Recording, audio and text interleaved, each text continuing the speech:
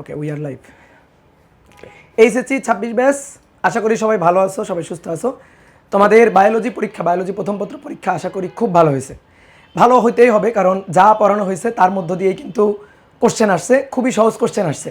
তো বায়োলজি তোমরা আশা করি খুব ফাটায় লিখছো। বায়োলজিতে কোথাও আশা করি কোনো প্রবলেম হয় নাই।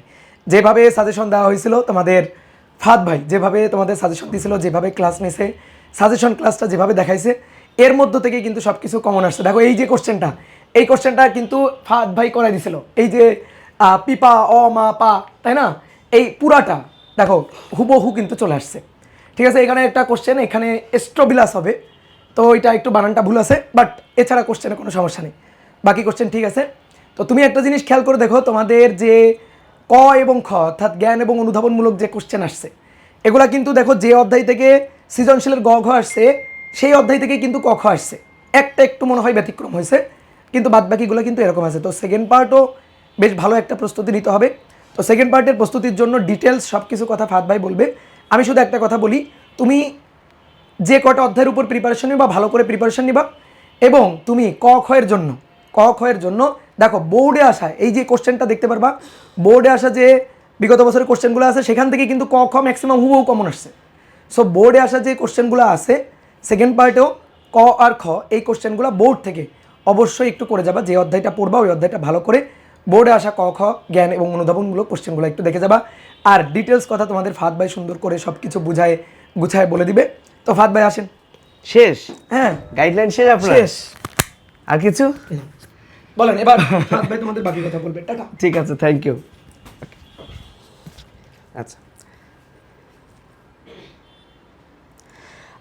আচ্ছা, আসলে দাদা বলে দিল সব কিছুই। তো আমি অলরেডি অ্যানালাইসিস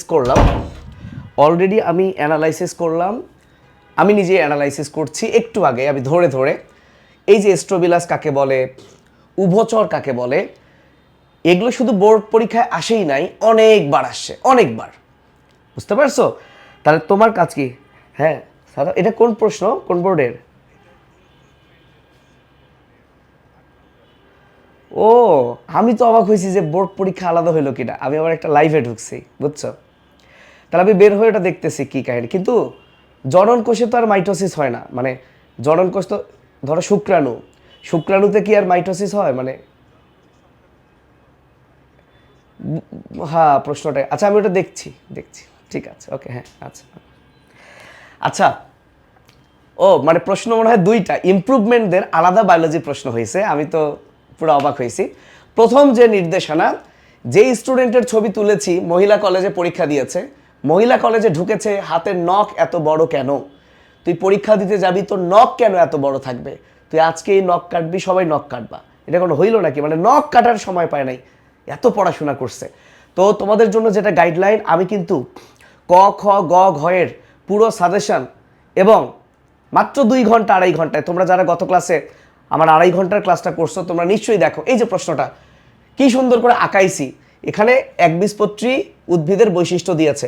প্রশ্ন বলছে নমুনা 1 এর মূলের অন্তর্গঠন।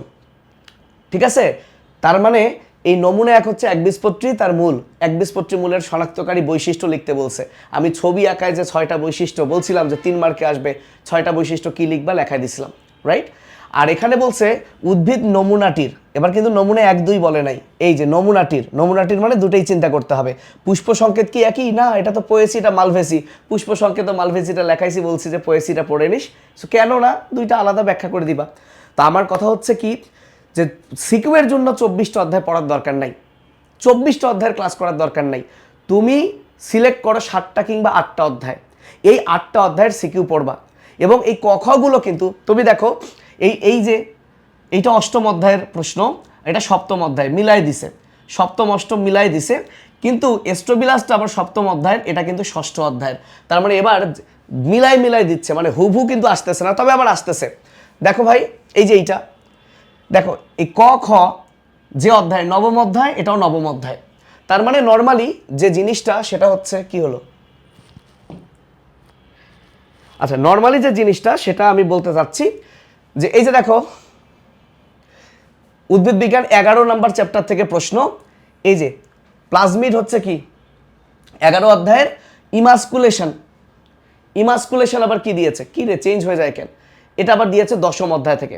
তার মানে তুমি যে 7টা 8টা অধ্যায় থেকে কি পড়ছো, সিকিউ পড়ে যাবা, ক এবং খ কিন্তু একটু আগের বা পরের অধ্যায় থেকে দিচ্ছে। খেয়াল করছো, আগের বা পরের অধ্যায় থেকে দিচ্ছে। কোথায় গেল, মানে এগুলো হচ্ছে একটা টেকনিক, যে একটা প্রশ্ন জানলে পরেরটা সম্পর্কে একটা ধারণা পাওয়া যায়। যেমন দেখো ভাইয়া, যেমন দেখো এম প্রক্রিয়াটা, এই যে ট্রান্সক্রিপশন আর এই যে বায়োমলিকুল প্রোটিন মানে ট্রান্সলেশন। সো ট্রান্সক্রিপশন আমি দেখো বলে দিছি যে ট্রান্সক্রিপশনটা পড়বা, আমি কিন্তু রেপ্লিকেশন ট্রান্সলেশনও বলি নাই, ট্রান্সক্রিপশন পড়তে বলছে আসছে, আর ওর সাথে ট্রান্সলেশনের পার্থক্যটা 4-এ আসছে। তো লক্ষ্য করো খ কিন্তু আসছে 4র্থ অধ্যায় থেকে।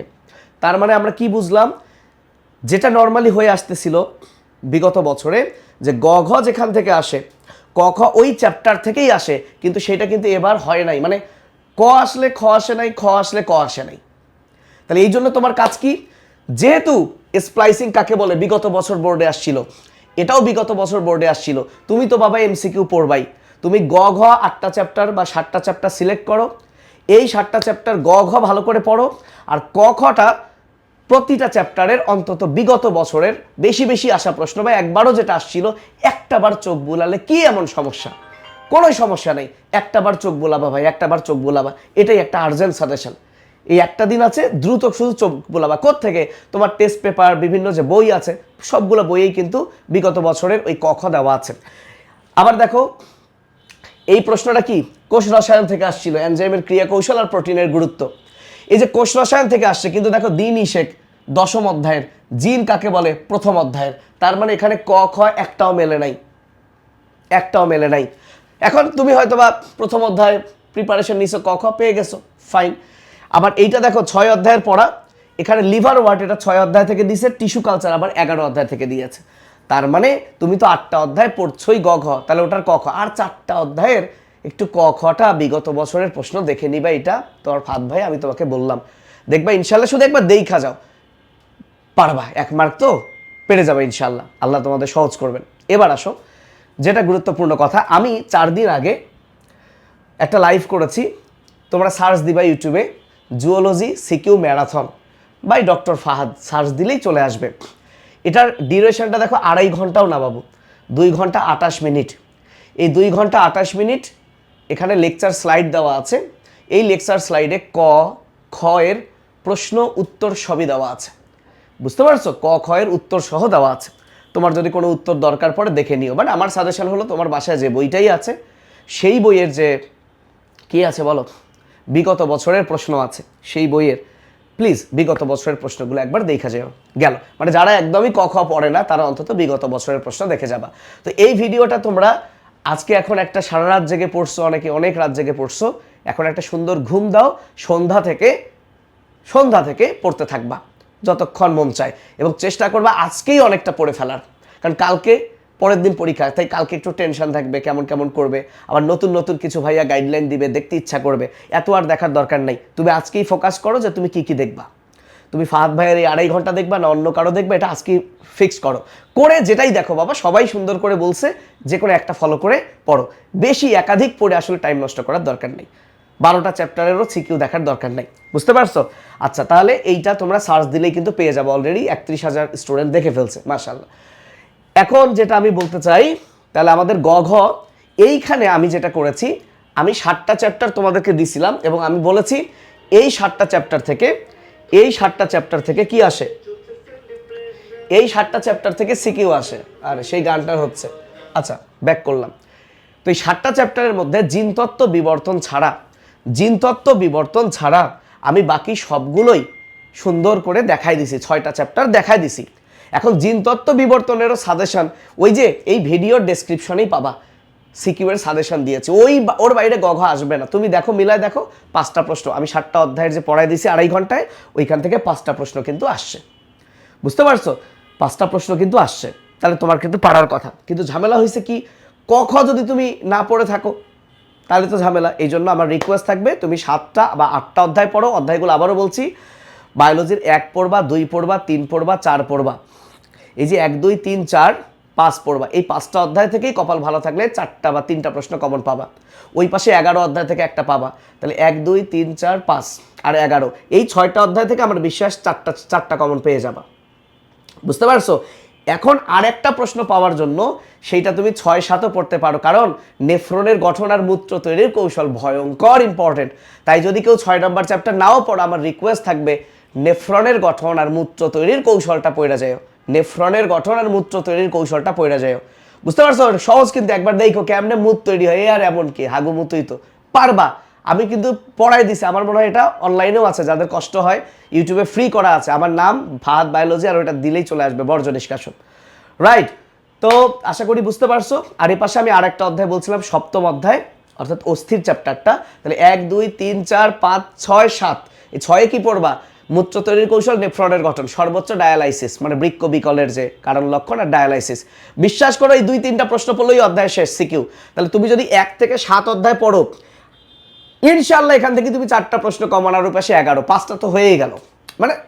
এবং পড়া কিন্তু তোমার লাগবেই, দ্রুত দেখে যাও সবগুলোই, কারণ এখন যা দেখবা সেটাই কিন্তু পরীক্ষায় তুমি দিতে পারবা। আর এমসিকিউ তো তোমরা দেখলাই, তোমাদের টেস্ট পেপার কিলিং সিরিজ মাত্র 199 টাকার কোর্সে আমি চেষ্টা করেছি যেভাবে পড়ায় দেওয়ার। ইনশাআল্লাহ আমি যদি এখন ধরে ধরে বসি, দেখবা যে 25টাই কমন। কিন্তু এটা নিয়ে ফ্লেক্স নেওয়ার কিছু নাই, যারা পড়াইছে সবারই কমন, কারণ প্রশ্ন ইজি ছিল। কিন্তু এটাই তো একটা সান্ত্বনা যে তুমি তো বিশ্বাস করছো, কারণ আমরা 24টা অধ্যায়ের ম্যাক্সিমাম অধ্যায় একটা ক্লাসেই শেষ করে দিছি, 1 ঘন্টা 1.5 ঘন্টা। তুমি তো জানো আমি তো 4-5 ঘন্টার ক্লাস কখনোই নাই। তো অল্পের মধ্যে শেষ করা এবং ওইটুকুই পড়ে ভালো করা, এটা কিন্তু বড় বিষয়। কারণ মানুষ তো দেখা গেল 8-10 ঘন্টাও ক্লাস নিয়েছে, 8-10 ঘন্টার ক্লাস নিয়ে তো আর তোমরা পড়তে চাও নাই।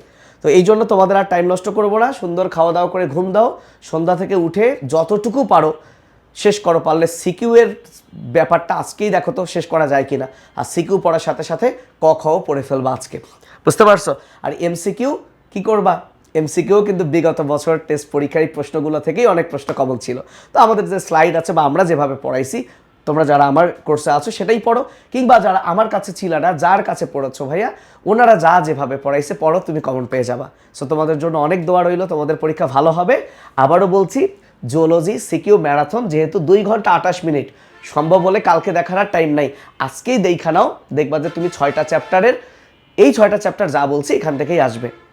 আর বাকি থাকলো বর্জ্য নিষ্কাশন আর জিনতত্ত্ব বিবর্তন। বর্জ্য নিষ্কাশনের মূত্র তৈরির কৌশল, ডায়ালাইসিস আর নেফ্রনের গঠন। নেফ্রনের ছবিটাও আঁকতে দিয়ে দিতে পারে, একদম দিয়ে দিতে পারে। কেন বলতেছি, বোটানির 6 আসছিল, আমার কে জানি মনে হয় যে জুওলজির ওই 6 থেকে এই প্রশ্নটা চলে আসবে। আর কি জিনতত্ত্ব বিবর্তনের ওই তো প্রশ্ন যদি বলেই দিই, পরিপূরক জিন মানে মেন্ডেলের যে ব্যতিক্রমগুলো, পরিপূরক জিন, এপিস্টাসিস, প্রকট দৈত্য প্রচ্ছন্ন এপিস্টাসিস, তারপর সমপ্রকটতা অসম্পূর্ণ লিথাল জিন, এই 6টার মধ্যে আসে। এই 6টার মধ্যে যে কোনো একটা আসে, হুবু দিয়ে দেয়, তোমাকে জাস্ট চেকার বোর্ডে দেখাইতে হবে। আর একটা হচ্ছে ওই যে মা নেগেটিভ হলে বাচ্চা যদি পজিটিভ হয়, প্রথম বাচ্চার কিছু হবে না, এই যে আরিস ফ্যাক্টর জনিত যে জটিলতা। বুঝতে পারছো? আর একটা, তাহলে 3টা প্রশ্ন, মেন্ডেলের এই সূত্রের ব্যতিক্রম, আরিস ফ্যাক্টরের জটিলতা, আর লাল সবুজ বর্ণান্ধতা, পিতা বর্ণান্ধ, মাতা বাহক, বাচ্চা কেমন হবে, তাই না? আর একটা প্রশ্ন কিন্তু বইয়ে নাই, কিন্তু আমরা শেখাইছিলাম যে বাবার ব্লাড গ্রুপ এই, মায়ের ব্লাড গ্রুপ এই, সন্তানের ব্লাড গ্রুপ কেমন হবে। তো এই এই এই চ্যাপ্টারটাও মেবি ফ্রি করা আছে, বা এটা আমরা কিন্তু এমসিকিউতে যেভাবে শেখাইছি, এমসিকিউ সলভ করার সময় কে কাকে রক্ত দিতে পারবে পারবে না সেটা দিয়েও কিন্তু রিটার্ন হয়ে যাবে। সো আর সময় নষ্ট করছি না, আমার খুব ভালো লাগছে যে পরীক্ষাটা খুবই সুন্দর ভালো হয়েছে। এই জন্য আমার ভালো লাগছে। আসলে আমি মোটামুটি টেনশনে ছিলাম, কারণ এই প্রথম মানে একটা দায়িত্ব ছিল, প্রায় 6200 বাচ্চা আমার এই কোর্সটা করেছে, এবং এখন আসলে এই কোর্স কেনার সময় নেই, কারণ এই কোর্স কিনবা কখন, এনরোল করবা কখন, দেখলাম কালকেও প্রায় 12 জন ভর্তি হয়েছে এই কোর্সে। নো নিড ভাই, তুমি যা পড়ছো তাই। এই কোর্স কিনে একদিনে সম্ভব না, যে টিচার তোমাকে যা পড়াইছে ওইটাই রিভাইজ করো। এই অ্যাক্সেস পাইতে পাইতেই তো তোমার পরীক্ষা চলে আসবে, দরকার নেই। তো কংগ্রাচুলেশনস, থ্যাংক ইউ। অনেকেই আমাকে পার্সোনালি মেসেজে ধন্যবাদ দিচ্ছে, ভাই টেস্টে ফেল করছি বায়োলজিতে, এখন তো মনে হচ্ছে 25টাই হবে, কারণ যারা বিলিভ করছে। এই জন্য নিয়ম হলো, তুমি একজন কাকে আইডল ধরে ওই সাবজেক্টের ওনাকেই ফলো করো। আমরা কি করি বর্তমান সময়ে না, বিভিন্ন মুভ করি, এই যে এ ভালো, এ ভালো, সবাই ভালো, সবাই ভালো, বাট তোমার কাকে ভালো লাগছে তুমি তাকে ফলো করে তাকে দিয়েই থাকো, ইনশাল্লাহ আল্লাহ সহায় হলে তুমি একটা ভালো জায়গায় যাবা। সেটা শুধুমাত্র এইচএসসিতে না, সামনেই কিন্তু তোমার মেইন পরীক্ষা অ্যাডমিশন আসতেছে। তোমার টার্গেট যদি মেডিকেল হয়, তোমার টার্গেট যদি ভার্সিটি হয়, কিংবা যা হয়, এইটার জন্য তোমার একটা জায়গাকে ফলো করে দেন বাসায় তুমি প্র্যাকটিস করো, সৃষ্টিকর্তার কাছে দোয়া চাও, বাবা মাকে দোয়া করবে, ইনশাল্লাহ তোমার আর ঠেকানোর কেউ নাই। কিন্তু বেশি দৌড়াদৌড়ি করলেই কিন্তু ঝামেলা। সেই বলে আমি শেষ করলাম। ভালো থেকো। তোমাদের যে কোনো প্রয়োজনে আমি সাথে আছি। তোমরা ডিরেক্ট আমার আইডিতে, আমার পেজে মেসেজ করতে পারো। আমি আমার হোয়াটসঅ্যাপ নাম্বারটাও না থাক, হোয়াটসঅ্যাপ নাম্বারটা না দিই পার্সোনাল, তাহলে অনেক মেসেজ আসবে। বাট আমার পেজে দাও, পেজে আমি কিছু ম্যানেজার অনেকগুলো অ্যাড করে দিয়েছি। কোনো প্রশ্নের আনসার তারা না পারলে অবশ্যই সেটা আমাকে নক করবে, আমি দিয়ে দিব। সো ভালো থেকো, আল্লাহ হাফেজ, আসসালামু আলাইকুম।